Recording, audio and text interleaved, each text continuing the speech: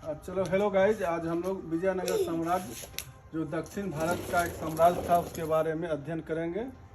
इससे competitive exam में प्रश्न पूछे जाते हैं।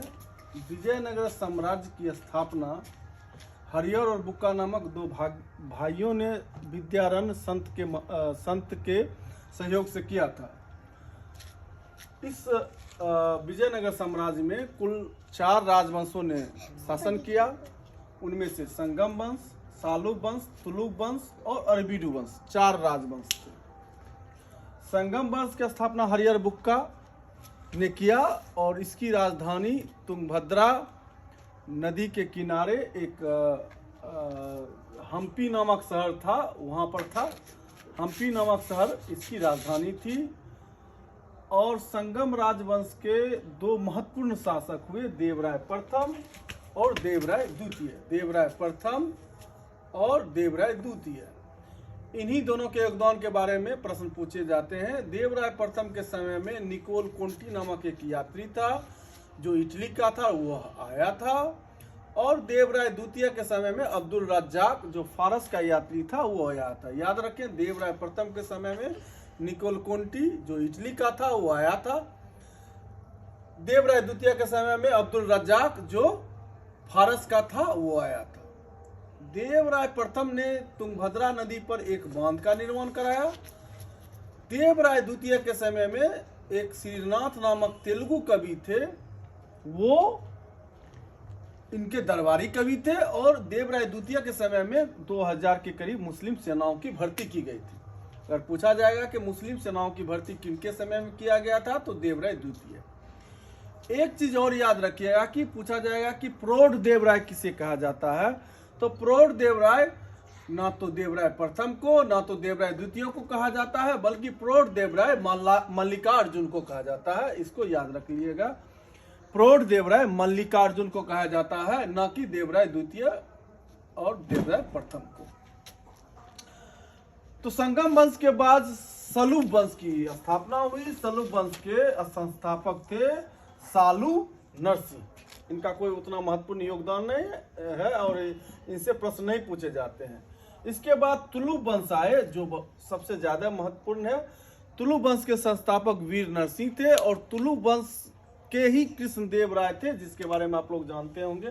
कृष्णदेव राय, इनके समय में अष्टदिग्गज हुआ करते थे और अष्टदिग्गज जो कि तेलुगु साहित्य के साहित्यकार थे और इसीलिए इनको इन्हीं के समय में तेलुगु साहित्य का क्लासिकल युग कहा जाता है।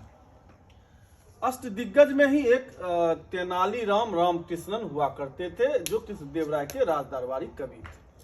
कृष्णदेव राय के समय में ही डोमिगो पायस और बारबूसा नामक 2 महत्वपूर्ण यात्री आए। डोमिगो पायस और बारबूसा नामक दो महत्वपूर्ण पुर्तगाली यात्री आए। कृष्णदेव राय एक महत्वपूर्ण शासक थे और वो कवि थे। उन्होंने संस्कृत में जामवंती कल्याणम और तेलुगु में आमुक्त मलयालम नामक ग्रंथ लिखा, जिसके बारे में पूछा जाता है कि जामवंती कल्याणम आमुक्त मलयालम नामक ग्रंथ किसने लिखा, तो कृष्णदेव राय थे। इन्हें आंध्र भोज, आंध्र पितामह, आंध्र अभिनव भोज की उपाधि मिली। आंध्र भोज, आंध्र पितामह, अभिनव भोज की उपाधि मिली और ये बहुत ही फेमस शासक थे। लेकिन अंततः जो है एक